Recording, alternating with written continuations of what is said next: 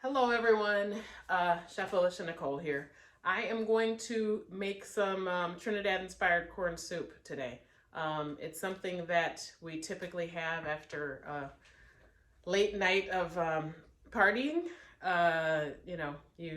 You've danced it off, you've drank enough, you've just had a great time with music, friends, family, and you go on the street, and they usually have people selling cups or containers of corn soup. It's delicious. It's got that the combo that I've been talking about as far as the Caribbean food goes. When I did if you see my Ducana dumpling video, there's a sweet savory component in that. With this corn soup, that corn has that sweetness, but there's also scotch bonnet pepper in there that brings that heat and savory component in. So you can put meat in it. I'm not going to put meat in it this time. I am going to put some dumplings in it. And when we call them dumplings, they are spinners. So you literally kind of spin them in your hand. Flour, water. Sometimes people put butter in it, but mainly flour, water, and salt. And you boil that within the soup. You get actual cobs, pieces of cob of corn in the soup.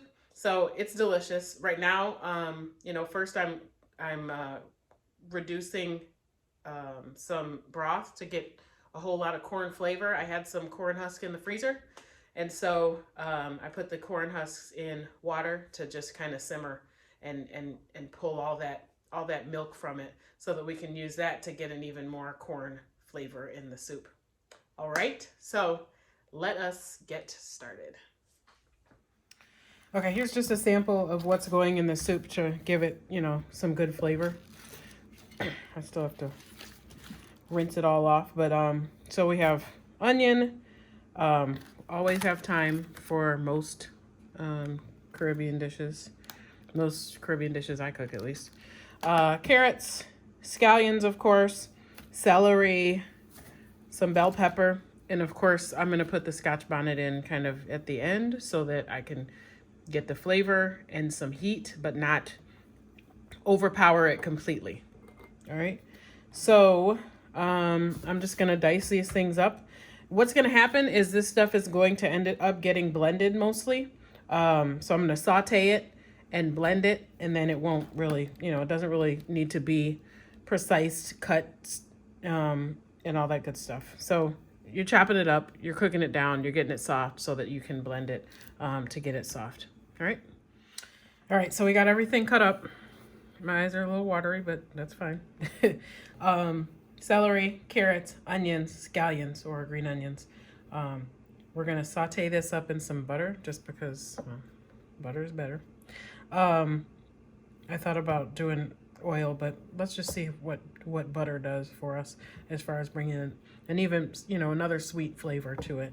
Again, the corn soup, carrots are going to make it sweet as well.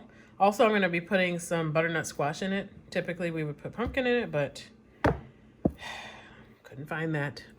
So we're just going to make it work. Just going to build flavors as we go. All right. Okay. So we're at the stove, and I thought I was going to have to use green split peas, but I found my yellow split peas in the cabinet. So excited.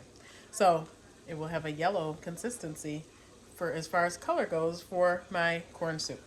But so let me show you.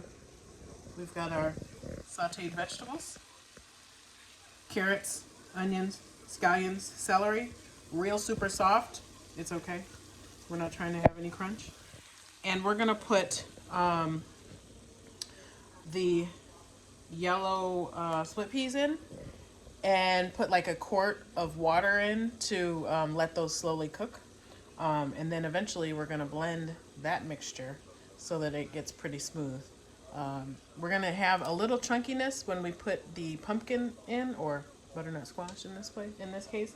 But yeah, so this is where the peas go in. We get those softened, we get those cooked through, and then we start layering all the flavors.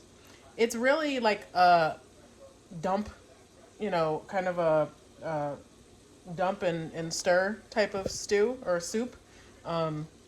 But because I'm trying to get a little bit more flavor of corn from the husks of some corn that I already had, and adds, you know, a little complexity. Okay, so I got all that I could get out of the flavor of the corn husks and put that in a pot. And then I added the vegetables, the sauteed vegetables in there. So now what I'm going to be working on is blending that to get kind of a smooth consistency so that when I add my pumpkin, that's kind of the chunkiness in it. Once it gets soft, it'll kind of thicken it up as well. And then we'll add in corn and we'll add in our scotch bonnet, pepper, and get all that stuff taken care of, right? So I have my spinners here, getting ready to go. I just cut enough dough to make one dumpling, like this. This is gonna be one. It's a little large, so we can cut it down a little bit. And this is going to go into the pot. One dumpling. One dumpling. Okay, so we drop those in. They cook through, and it's pretty much ready to go.